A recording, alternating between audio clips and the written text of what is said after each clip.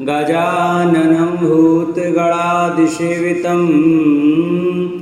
कपितजम्बफलचारुभक्षणं उमासुतं शोकविनाशकारकं नमामि विघ्नेश्वरपादपङ्कजम्। गुरुर्ब्रह्मा गुरुर्विष्णु गुरुर्देवो महेश्वराय गुरुर्साक्षात् परब्रह्म तस्मै श्री गुरवे नमः। अखण्डमण्डलाकारं व्याप्तं येन चराचरं तत्पदं दर्शितं येन तस्मै श्री गुरवे नमः। वासुदेवसुतं देवं कंसचारूणमर्दनं देवकी परमानन्दं कृष्णं वन्दे जगद्गुरु। नारायणं नमस्कृत्य नरं चैव नरोत्तमं देवी सरस्वती व्यासं ततो जयमुदीरयेत्।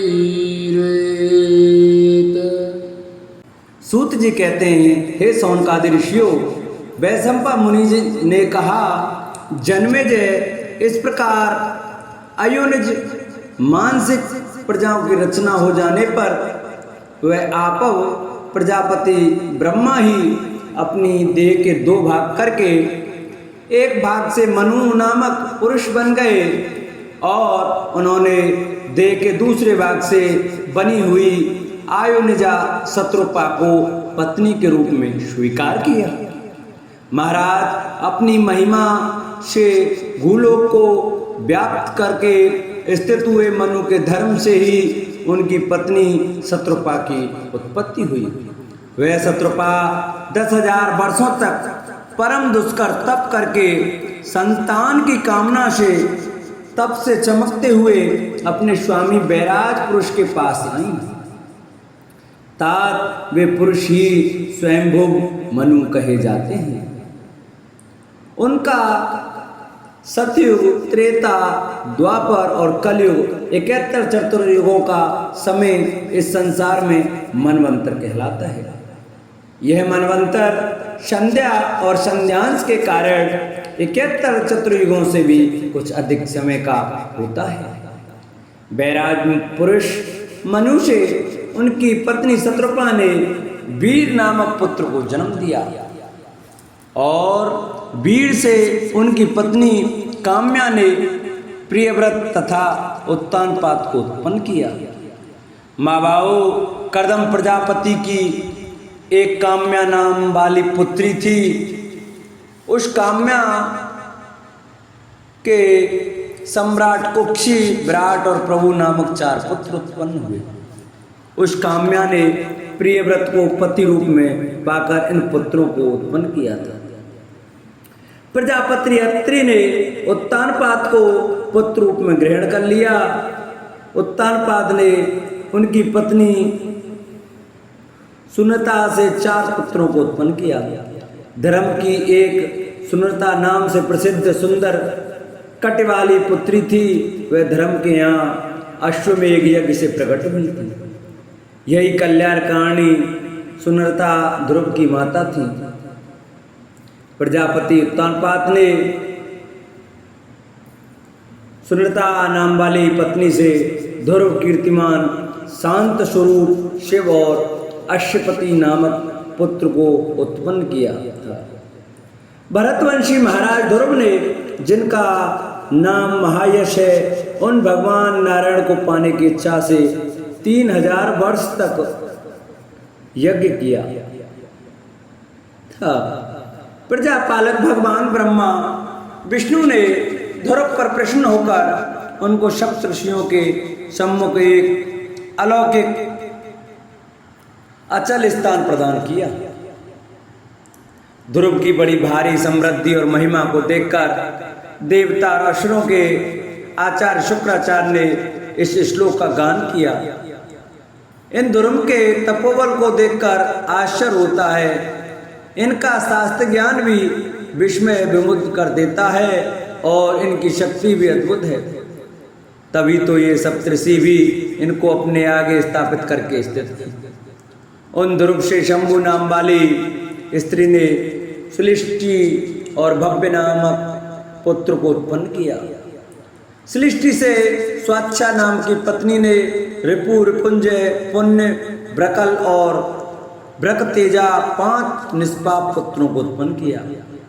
रिपु से उनकी बृहति नाम की पत्नी ने सब देवताओं के तेज से परिपूर्ण चाक्षुष नामक पुत्र को उत्पन्न किया। चक्षुष ने वीरण की पुत्री पुष्करणी के गर्भ से मनु नामक पुत्र को उत्पन्न किया।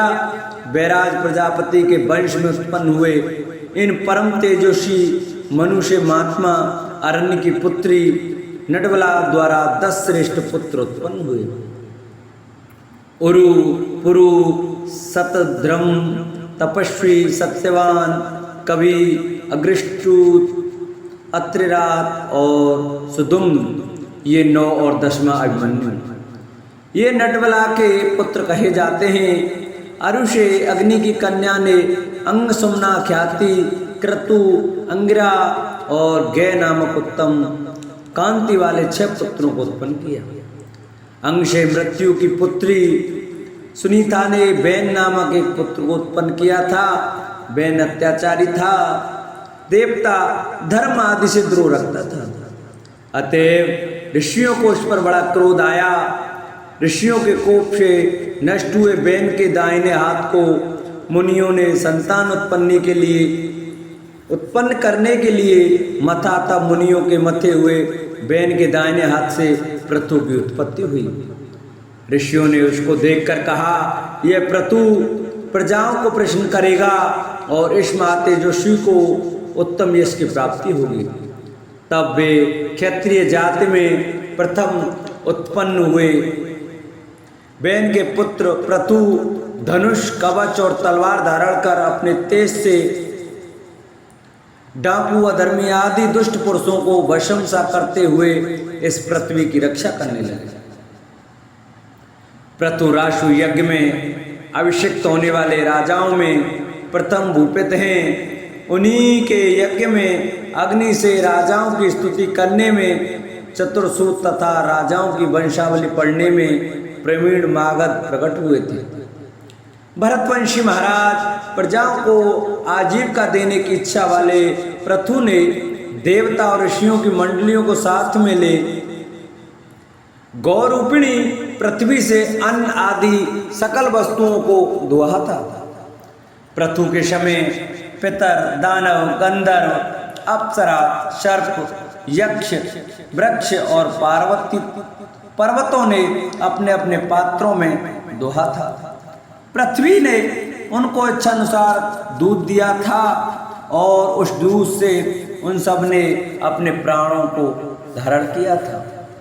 प्रथु के अंतर्धान और पालित ये 2 धर्मज्ञ पुत्र हुए और अंतर्धान से शिखंडिनी ने हरविधान नामक पुत्र को उत्पन्न किया।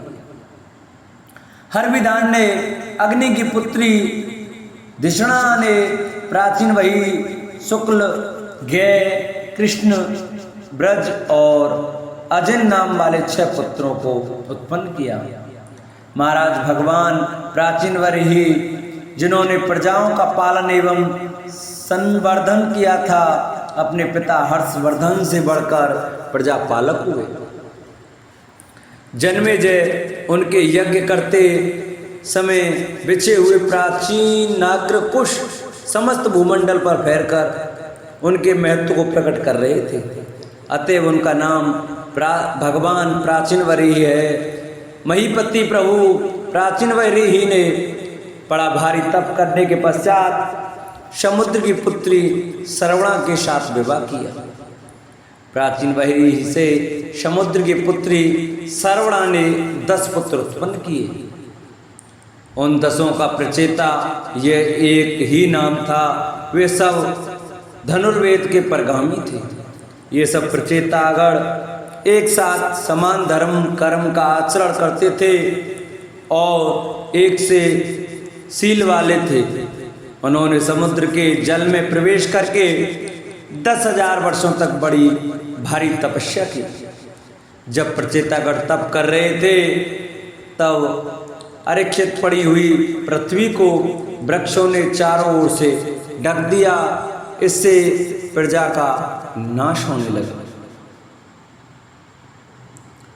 10,000 वर्षों में वृक्षों ने आकाश तक को घेर लिया।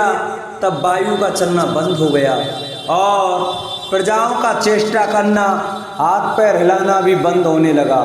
अपनी तपस्या ज्ञान दृष्टि से इन सब बातों को जानकर सब प्रचेता इसका उपाय करने के लिए उद्गत हो गए और उन्होंने क्रोध में भरकर अपने मुखों से वायु और अग्नि को प्रकट किया। वायु ने वृक्षों को जड़ से उखाड़कर उनको सुखा दिया। तब अग्नि प्रचंड होकर उन वृक्षों को जलाने लगी। इस प्रकार वृक्षों का नाश होने लगा। इस प्रकार जलते जलते सब कुछ ही वृक्ष बाकी बचे। तब वृक्षों के सहार की बात को जानकर इन वृक्षों के राजा सोम प्रजापति प्रचेताओं के पास जाकर बोले, प्राचीन वरी ये पुत्र प्रचेताओं, तुमने तो पृथ्वी को वृक्षों से शून्य ही कर डाला। राजाओं, अब अपने क्रोध को रोको तथा इन अग्नि और पवन को शांत करो। यह वृक्षों की रत्न स्वरूपा सुंदरी कन्या है। मैंने भविष्य के तत्व को जानकर इसे अपने गर्भ में स्थापित कर लिया था। यह मारिशा नाम वाली कन्या वृक्षों के वीर तार संसार से रची गई है। महाभाग, इस सोमवंश की वृद्धि करने वाली वृक्षों की कन्या को तुम भार्या रूप में ग्रहण करो। तुम्हारे और मेरे दोनों के तेज के आधे आधे भाग के द्वारा इस कन्या के गर्भ से एक पुत्र उत्पन्न होगा जिसका नाम होगा दक्ष प्रजापति। तुम्हारे तपरूपी अग्नि से अग्नि के समान ही प्रतापी वह दक्ष अधिकांश जली हुई उस पृथ्वी पर फिर प्रजाओं की वृद्धि करेगा। चंद्रमा के इस प्रकार कहने पर उन प्रचेताओं ने वृक्षों की ओर से अपने अपने क्रोध को समेट लिया और मारसा को विवाह रूपी धर्म के द्वारा पत्नी रूप में ग्रहण कर लिया। तदंतर उन प्रचेताओं ने अपने मन से मारसा में गर्भ स्थापित किया।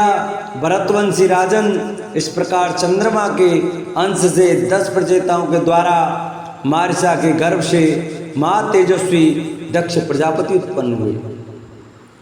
तब उन दक्ष प्रजापति ने चंद्रमा के वंश को बढ़ाने पुत्र उत्पन्न किए और सुतावर जंगम 2 पैर वाले 4 पैर वाले रचने योग्य प्राणियों की सृष्टि के लिए मन में विचार कर पीछे स्त्रियों की भी रचना की। प्रभु दक्ष ने उनमें से 10 कन्याएं धर्म को, 13 कन्याएं कश्यप को और शेष बची हुई नक्षत्र संबंधी नाम वाली 27 कन्या राजा चंद्रमा को दे दी। उन कन्याओं से देवता, पक्षी, सर्प, गौए, दैत्य, दानव, गंधर्व, अप्सराएं तथा अन्य जाति के प्राणी उत्पन्न हुए। राजेंद्र, तभी से प्रजाएं मैथुन द्वारा उत्पन्न होने लगी। इससे पहले प्राणियों की उत्पत्ति संकल्प, दर्शन और स्पर्श से होती थी। ऐसा कहा जाता है। जन्मेजय ने कहा, मुने, आपने पहले भी देवता, दानव, गंधर्व, सर्प और राक्षस तथा महात्मा दक्ष की उत्पत्ति का वर्णन किया है। निष्पाप महर्षि, वहाँ आपने कहा कि ब्रह्मा जी के दाहिने अंगूठे से दक्ष प्रजापति उत्पन्न हुए और ब्रह्मा जी के बाएं अंगूठे से दक्ष की पत्नी उत्पन्न हुई। वे महातपस्वी दक्ष फिर प्रचेताओं के पुत्र कैसे हुए? चंद्रमा के नाती दक्ष फिर उनके ससुर कैसे बन गए? विप्रवर, मेरे इन संदेहों को भली प्रकार व्याख्या करके आप दूर कीजिए। वैशंपायन जी ने कहा, पृथ्वीनाथ जन्म और मृत्यु से समस्त प्राणियों के लिए नित्य स्वाभाविक है। इस विषय में ऋषियों को कभी मोह नहीं होता। जो विद्वान पुरुष हैं वे भी इस विषय में मोहित नहीं होते। नरेश्वर, ये दक्ष आदि सब लोग प्रत्येक युग में उत्पन्न हो और मरते रहते हैं। अतः विद्वान पुरुष इस विषय में मोह को नहीं प्राप्त होते। राजन, पहले इनमें ज्येष्ठता और कनिष्ठता का अर्थात पहले पीछे उत्पन्न होने का कोई विचार नहीं था, तब भी इनकी दृष्टि में गरिष्ठता और प्रभाव भी इनमें संबंध होने का कारण होता था। जो मनुष्य चर तथा अचर प्राणियों सहित इस दक्ष प्रजापति की सृष्टि के तत्व को जानता है, वह संतानवान होता है और आपत्तियों के पार हो स्वर्गलोक में प्रतिष्ठा पूर्वक रहता है। बोलो हरिवंश महापुराण की जय, बोलो विष्णु भगवान की जय। इस प्रकार हरिवंश महापुराण के अंतर्गत हरिवंश पर्व में प्रजासर के प्रसंग में दक्ष की उत्पत्ति का वर्णन विषयक दूसरा अध्याय पूरा हुआ। बोलो हरिवंश महापुराण की जय।